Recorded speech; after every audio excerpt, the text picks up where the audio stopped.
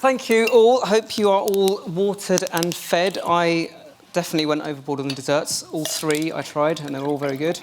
But anyway, so we are going to be talking about why online-born brands are backing TV in 2022.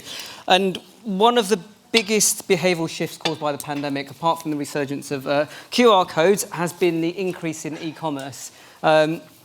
People that were typically that never used e-commerce or were light users, they've had the opportunity to try it and sort of, see the benefits of it.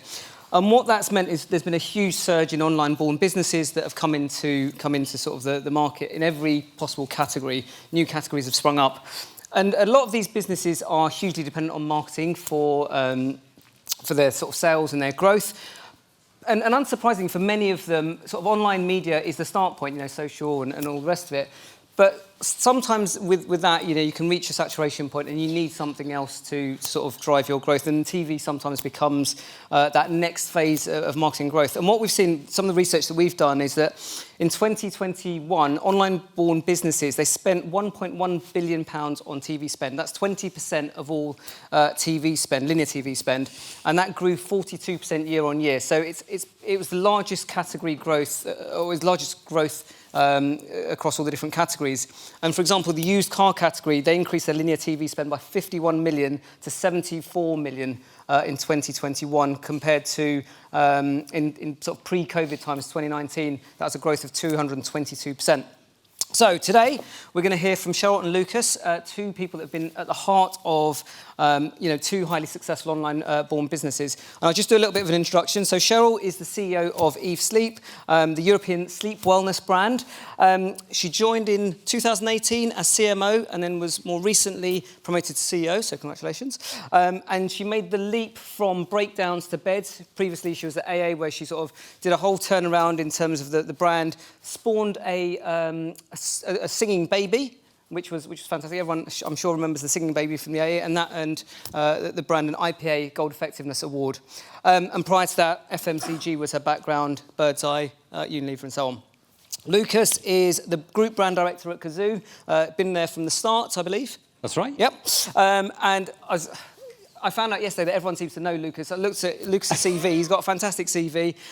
Spent many years in FMCG brands, Old El Paso, Häagen-Dazs, Heineken, Pepsi, all the favourites. And then over the last 6 years, he's been in more brand leadership roles at Travel Supermarket, Money Supermarket, and Aviva. So welcome to you both. So firstly, Lucas, I want to start with you. Whilst we've all heard about Kazoo, the company's only been around since 2019. It's completely shaken up the sort of used car category. So can you tell us a little bit about Kazoo and also Kazoo's advertising journey? And what were the sort of key reasons to sort of go onto TV? Yep, so just a few key points about Kazoo. Obviously, we are a new online brand. We sell used cars, but critically, we're not an aggregator, so we're a retailer. We own all of the cars that are on our website. We get our hands dirty, as we say. We buy cars, we refurbish them, then we put on our website, and then we deliver them to customers, either to their home, or they can collect them from one of our 21 now, I think, customer centres across the country. So different to the likes of an Auto Trade or even a Heycar. And I guess the most useful context then for why advertising and particularly TV was so important, three things really. Obviously operating in a category that is notoriously untrusted by customers, used car dealers being the kind of, archetypal untrustworthy person. A completely new brand, so, no reason, no history, so no reason to trust a completely new brand necessarily. And we're asking people to spend £10,000, £15,000 on a car through a website before they've even seen it. And really hope that it's going to arrive a few days later on their front doorstep. So compared to a lot of e-commerce categories, a huge amount of trust on the part of the consumer to kind of give it a go. So in that respect, TV a really important role in terms of building enough trust to kind of give people the confidence to go and actually buy a car from a website. Another piece is actually as a proposition, even today, had some call groups the other day with disappointing how much people don't understand about the proposition. It is actually, when you get to it, relatively complex. It's not the easiest thing to really explain to people. So having that 30-second spot on TV to be able to explain it to a decent enough level is really, really critical, and TV can do that much more powerfully than other media, or those do play a key role. So kind of storytelling and being able to explain the proposition is the other one. And the third one is just rapid scale of traffic and sales. So at launch, really critical that we had enough cars that a customer could come and find their ideal car, right? So you need all different makes and models, all different colours, all different transmissions. So we started with 2,500 cars. That's roughly tens of millions of pounds worth of stock that is depreciating on a daily basis. So as soon as we possibly could, it was critical that we drove a big spike in traffic on a national basis, and TV had a really, really critical role to do that, and it's worked really, really well for us since our early days in 2020. Fantastic. Excellent. Thank you very much for that. And Eve has been around a little bit longer, not a huge amount longer, but a little bit longer, and they've been using TV from the start, and I think that's partially due to Channel 4's part ownership of that through their commercial growth fund. So when you came into a more established brand than Kazoo, did you have to sort of change the TV strategy at all, or was it all running smoothly? How did you sort of did you bring any learnings from the AA from a TV perspective? I love that I'm sitting as someone who's got a less established brand than mine. That's a big moment, I think, for a scale-up. So I think, look, Eve had been on TV from the start. Partly Eve took funding for equity, media for equity from Channel 4, and partly one of the founders was a brand guy, a guy called Cooper. But I don't think, certainly when I joined, what it didn't have was a particularly clearly differentiated creative strategy, and it didn't have a particularly clear idea of the role of sort of broadcast, above the line, big TV, big reach-based spots, and the harder working DR TV. So we did quite a lot of work over the first 2 or 3 years to get the balance between above the line and DR. But I would say the majority of the work actually has been in getting the performance engine underneath to work sympathetically with the TV, because that's quite nuanced, and in a very, very competitive market, which we are, with, our closest competitors, so Emma, it's another mattress in a box brand. We're a sleep wellness business, they're a mattress in a box brand. They outspend us 8, 9, 10 to 1 on TV. Dreams outspend us by even more. So getting your TV to work incredibly hard with your performance engine actually is the key to unlocking it, which was the main focus. Yeah. Okay. And I think you sort of mentioned on a call that we had previously that, we know that the impact of TV advertising can be immediate, right? And there's a little story that you told us about going on TV. So the business had been on TV from very early on, but it had been on TV in DRTV, daytime TV, so sort of fairly low reach, multiple linear spots that are spread over a large period of time. And it decided to go big for the right reasons, because the business was ready, and it bought a spot in Bake Off, I think, from memory, and promptly broke the website. So because the business just wasn't ready for the level of traffic that TV can drive when you buy a big spot like that. And that is a really good example of a business growing up and learning how to work with TV, and learning that if you are going to go and invest in a big spot with big reach, you need to be prepared, you need to have the stock, you need to have everything absolutely stable. And by the way, you need to have told the whole business. So even a small business, you have silos, and then the tech team were not aware that we'd bought this spot in marketing, and therefore they hadn't increased the capacity, and et cetera, et cetera. Okay. And has that led to the sort of decision to do sponsorship and have a more consistent presence online, so to sort of almost reduce the sort of fluctuations? The spikiness. Mattresses and sleep, but predominantly the bulk of our business sits in mattresses still today, is a very interesting category, because it's a really boring category that everyone has to buy into, but no one really wants to engage with. So I think it's most close to life insurance or pensions. So for a short period of time, you need to know an awful lot about it. It's quite complicated, but once you've done it, you don't want to have to think about it again for quite some time.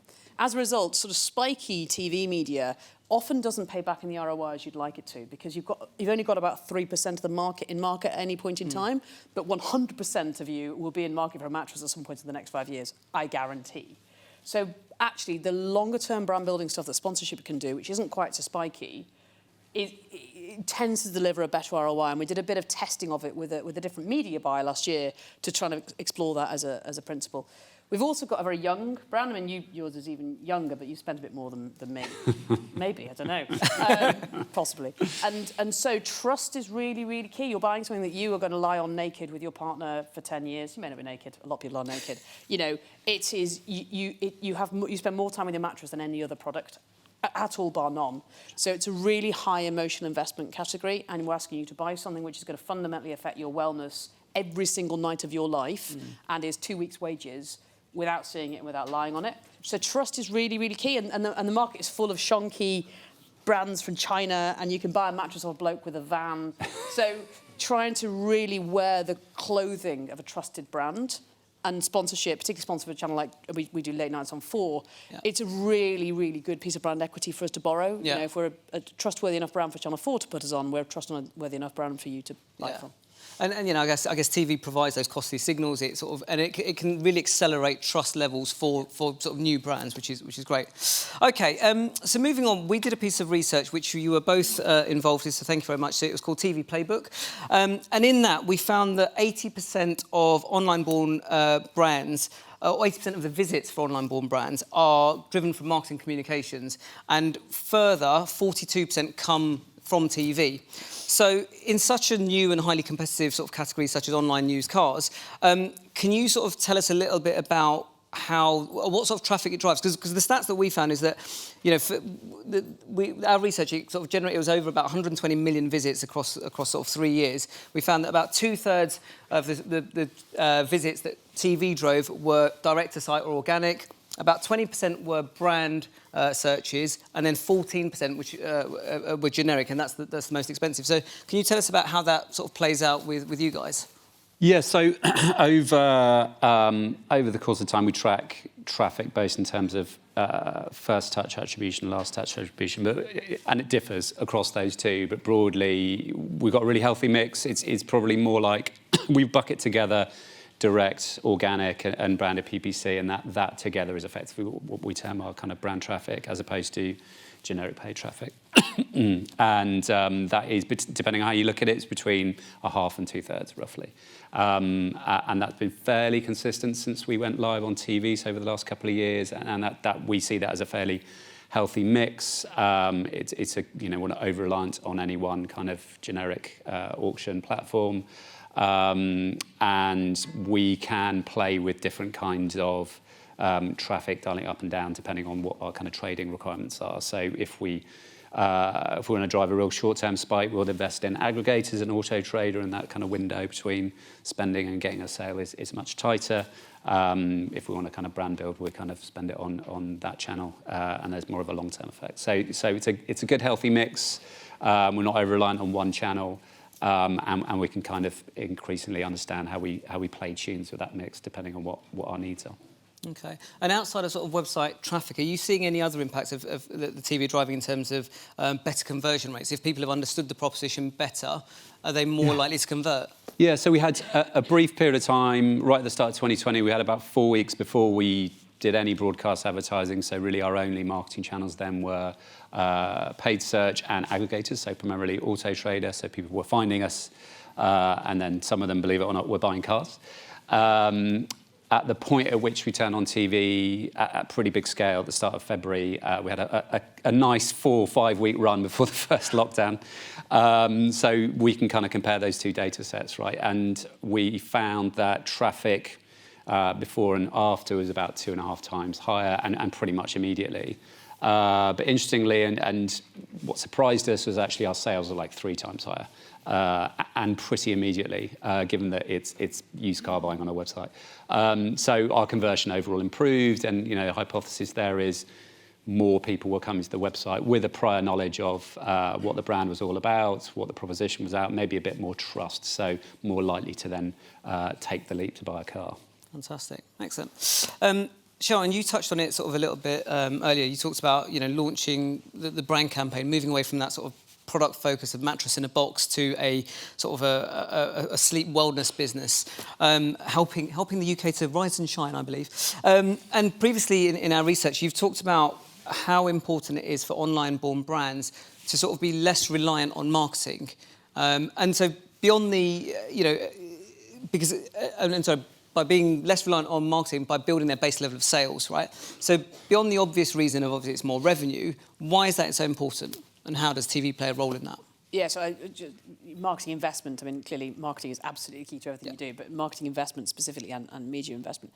I think, look, fundamentally, the situation you're in when you've got 80% of your sales driven by your marketing investment, and that's about the number I would talk about for Eve, means you are very much in the hands of the lord and masters, whether it's Google, Facebook, or ITV, which means that your ability to control your own P&L, your own growth, your own ROIs is really limited. The more you can build brand equity, the more you can build an underlying awareness of your brand, an underlying knowledge and understanding of what it is you offer, a level of trust, and inherently word of mouth and a bit of customer repeat.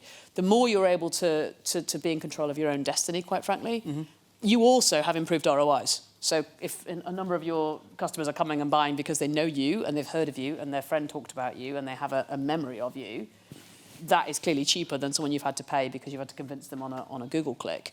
It's a very, very long journey. If I think about my time at the AA, around, 10 to 15% of the sales of the AA, variance in the AA is driven by marketing variance, 80% at Eve. It's a journey. On day one, when you went on TV, 98% of your sales variance was driven by your spend. I'm assuming it's a little better nowadays. Yeah, it's interesting because I think pretty similar to both our categories, very long periods between sales. So kind of repeat business is probably not even started yet, actually. So I'm confident in 5-10 years' time there'll be a lot of returning customers. We get very good feedback from customers and kind of they'll kind of happily buy from us again. So that again is not directly from marketing and communications, but more from customer experience.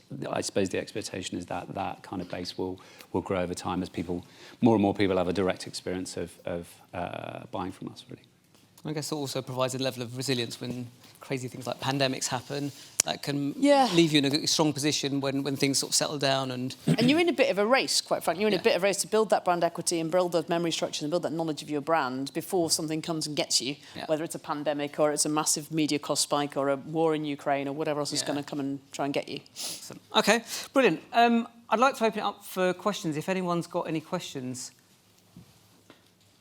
There's got to be one question. Hey, there you go. 3 hands at once. Right, I'm going to go to the backup first. Thank you. Hi there, it's Kapil from Kantar. Just a very quick question.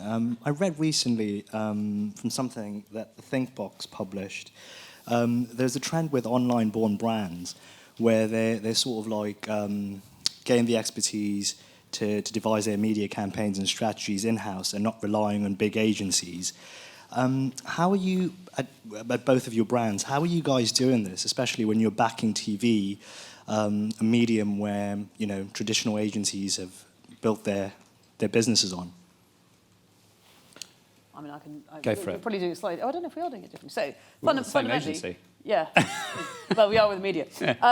So look, and I sort of spoke to it earlier, effective TV requires brilliant creative. Brilliant creative is not cheap. And anyone that tells you is absolutely lying. Look, there's a 1 in a million chance you might get brilliant, cheap creative. Go and gamble on that if you want. Or you can do the safe thing and use a very good agency and invest in very good creative. If you do that, you have creative which you will amortize for 3, 4, 5 years. So, see that cost over a period of time. It doesn't look expensive. You do need to go and do that. So in a million years, I wouldn't invest in-house in developing TV creative. I'm assuming you're very similar. It's too big a gamble. It is, and also it's effectively a permanent resource for something you're not going to use all the time, right? So whereas using an agency, you can bring them on a project-by-project basis.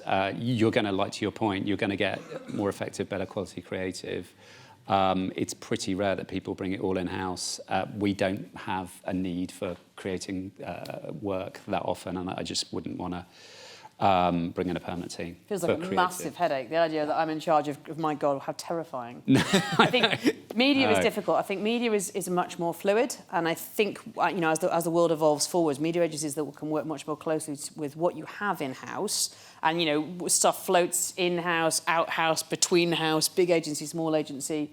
I mean, we both use good stuff for our above the line, and that works incredibly well. But they work hand in hand with in-house, out-house, all sorts of teams, freelancers, whoever. Pretty much. I mean, the way we see it is that there's obviously economies of scale for using an agency that can buy on your behalf with where they can negotiate. You can't negotiate with the Google auction, so you're not even, if you treble your spend, you broadly get the same results. So you don't get the economies of scale of farming that out, and you lose the benefits of control and being able to iterate. So Really, pretty much all of our digital is in-house, and broadly our kind of broadcast buying is done through. Good stuff. Brilliant. Excellent. Right, I think we are literally coming up to the end of our time. So I'd like to say thank you to both of you. Thank you for taking part in the panel and in our research previously. And yeah, that's all. Thank you very much. Thank you. Thanks, Ruben. Thank you all.